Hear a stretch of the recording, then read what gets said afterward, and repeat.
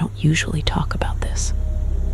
For years, I tried to bury it, to tell myself it was just a bad dream, something my mind invented after too many days under the sun and too many sleepless nights at sea. But the truth is, it happened. I lived it, and I can still feel it every time I close my eyes. At first, I thought they were just slow to respond. Maybe they were surprised to see us, stranded and broken in the middle of nowhere.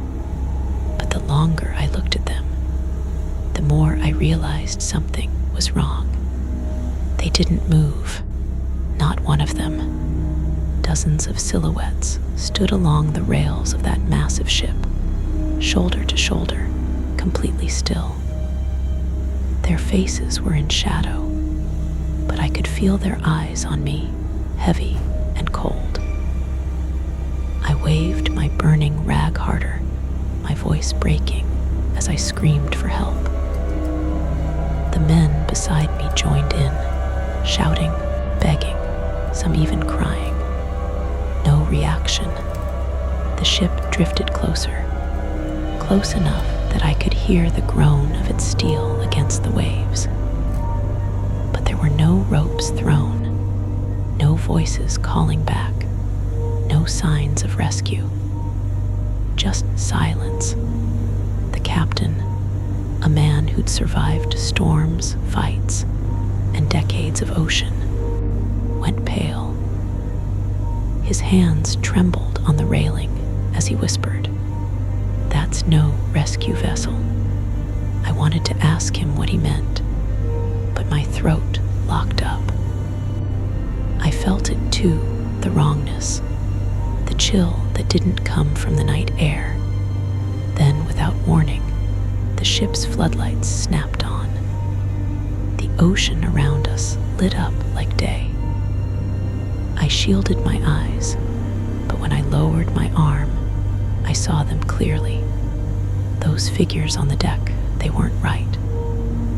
Their skin looked stretched, grayish, like it had been soaked in water too long. Their clothes were ragged, clinging to bodies that didn't move like living men. Some had their heads tilted at unnatural angles, as if their necks had been broken and left that way. The crew behind me panicked. Some ran below deck, others dropped to their knees and prayed. I couldn't move. My legs wouldn't listen. All I could do was stare. And then, slowly, one of them raised an arm. The rest followed, lifting their hands in unison, pointing straight at us. The floodlights blinked off, plunging us back into blackness. The sea felt louder after that, every wave slamming into our hull like a warning. My heart was racing so hard I thought I would faint. But then I heard it, an anchor chain rattling, the deep splash of metal sinking into the water. They were staying. The ship didn't move away. It loomed beside us all night, silent, its deck lined with those motionless shapes. Every time I closed my eyes, I felt their gaze pressing down on me, watching, waiting. By dawn, most of us hadn't slept. The men argued, their voices sharp, desperate. Some said we should try to board it, that maybe we'd imagined what we saw. Others swore we'd be damned if we even touched it. The captain kept his silence, staring at the horizon like a man already broken. But deep inside, I knew the truth. Whatever that ship was, it wasn't there to save us. It was waiting for something, and I prayed it wasn't me. I thought that once I reached the engine room, I'd finally get some answers, maybe even convince myself it was all in my head. I stepped inside, the metallic smell hit me, stronger than anywhere else on the ship. The humming of the machinery was there, steady and alive, but beneath it, there was something else. A low vibration, like a growl buried in the bones of the vessel itself. The emergency lights flickered, casting everything in a dim, bloody glow. My boots echoed on the grated floor, and each step felt heavier than the last, like the ship itself didn't want me there. That's when I saw it. Not a person, not exactly.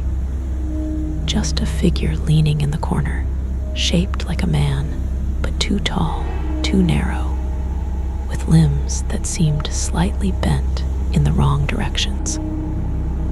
Its head jerked toward me, and though the shadows kept its face hidden, I knew it was watching. I froze. I wanted to scream, to call out, but the words wouldn't leave my throat. The thing didn't move, only twitched, like a broken puppet waiting for its strings to be pulled. I stumbled backward, and when I blinked, it was gone. Just gone. But something was left behind. On the floor near the corner lay a wrench, slick with something dark. I picked it up without thinking, the sticky wetness smearing my gloves. The smell confirmed it. It wasn't oil. It was blood. I ran. I don't even remember climbing the ladders or throwing myself through the narrow hallways, but I ended up back on deck.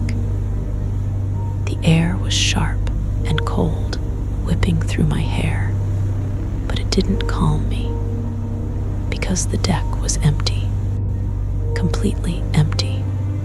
Where were the others? Where were the men I knew had been standing guard, keeping watch? The sea stretched out in every direction, endless and black. And for the first time, I realized I couldn't see the stars anymore. No moon, no light, just this crushing darkness pressing in on all sides. It was like the ocean had swallowed the sky. Then I heard it, a scream, sharp, guttural, coming from somewhere below deck. It wasn't the sound of a man in pain. It was worse.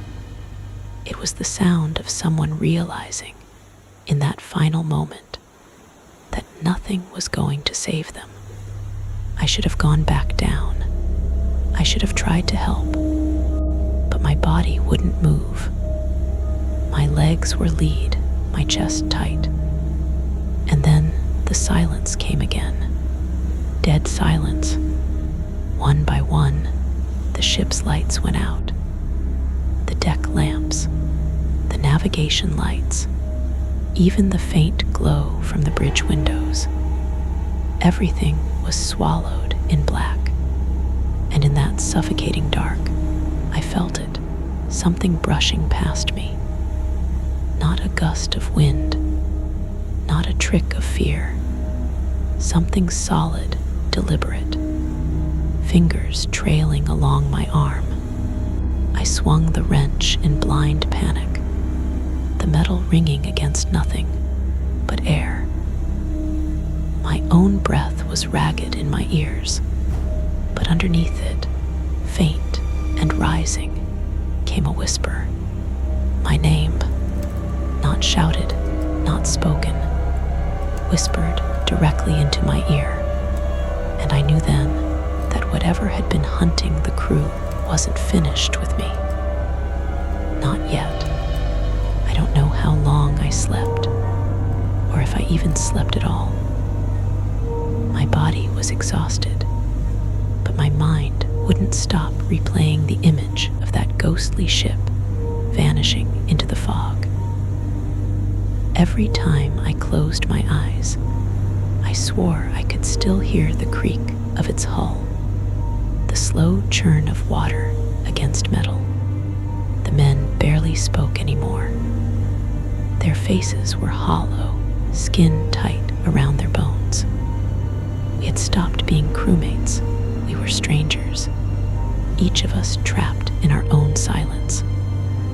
I caught them looking at me sometimes, not with desire or cruelty, but with something worse, calculation.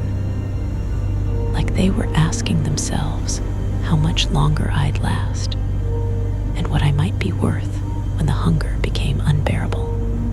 I hated them for it, but I also hated myself because I thought the same.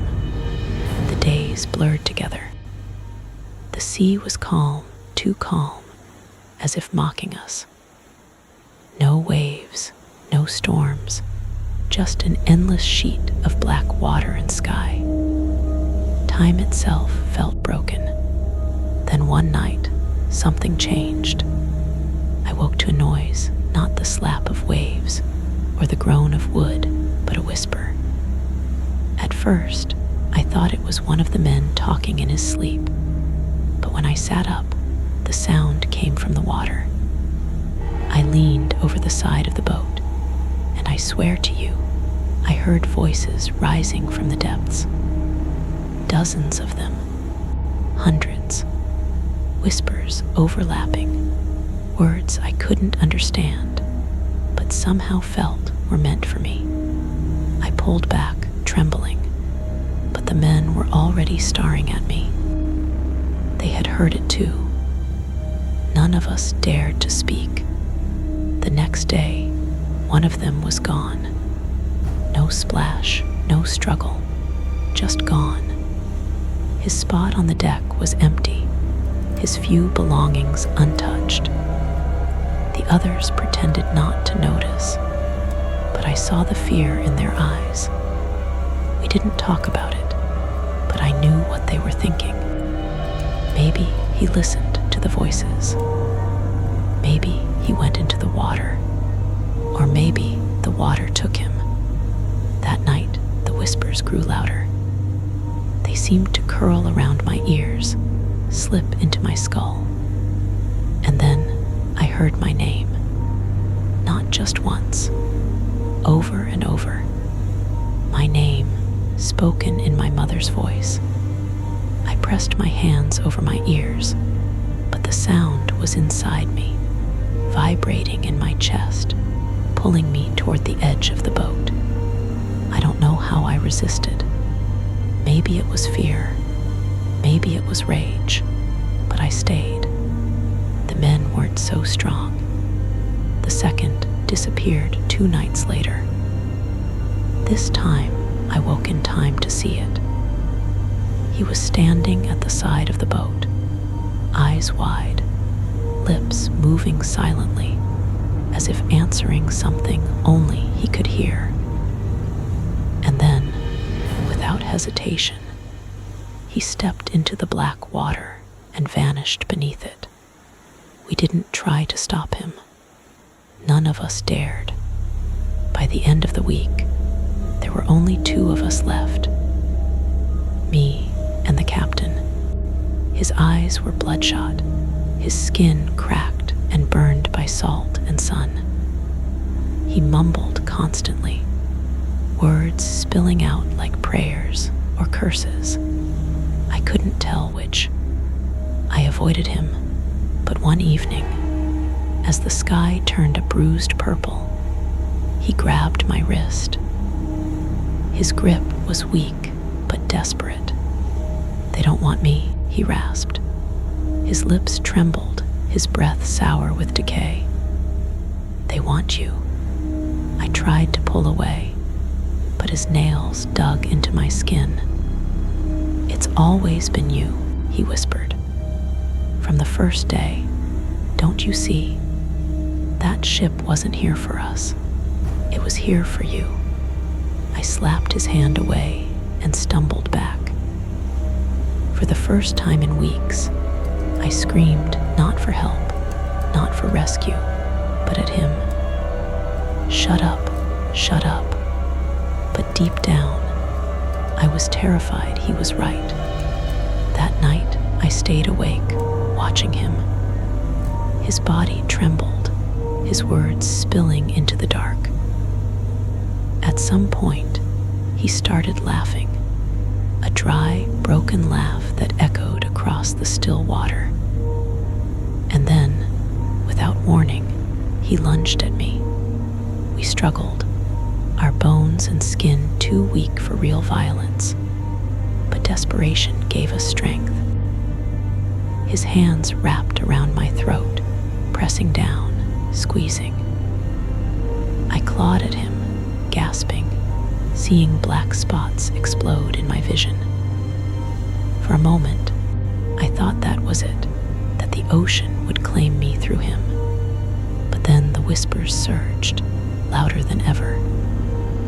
They filled the night, shaking the very air. The captain froze, his eyes wide, as if he could finally hear what I had heard all along. Slowly, he turned his head toward the water, and he smiled. He released me and stood, stumbling to the edge of the boat. He spread his arms wide, his face twisted in ecstasy. "Take me," he cried. "Take me instead." And then, just like the others, he stepped into the sea and vanished. I was alone. The whispers quieted, fading into the depths. For the first time in weeks, there was silence. The relief was worse than the fear, because silence meant they were done with him. And now, they were waiting for me. Days passed. I don't know how many. My body was weak, my skin burned, but I stayed. I stayed because I refused to give them what they wanted. And then, one morning, I woke to a sound I hadn't heard in forever. An engine. A ship was approaching. Not like the first one, this one was bright, loud, real. I waved, I screamed, I cried until my throat bled. They saw me. They came for me. Strong arms lifted me aboard. Voices surrounded me. Hands gave me water, blankets. I was saved. But when I looked back at the ocean, I saw it. The water where my boat had drifted wasn't empty. Shadows swirled beneath the surface, moving in patterns too precise to be waves. And in the midst of them, faces. The men who had vanished. The captain. Their eyes open, their mouths moving in silent whispers I could still hear inside my skull, even as the rescuers pulled me away. Even as they told me I was safe, I realized the truth. You're never safe. Not out there. Not in the ocean. Because once the voices find you, they never let you go. What would you have done if you were in her place, alone in the middle of the ocean? Give me all your fear,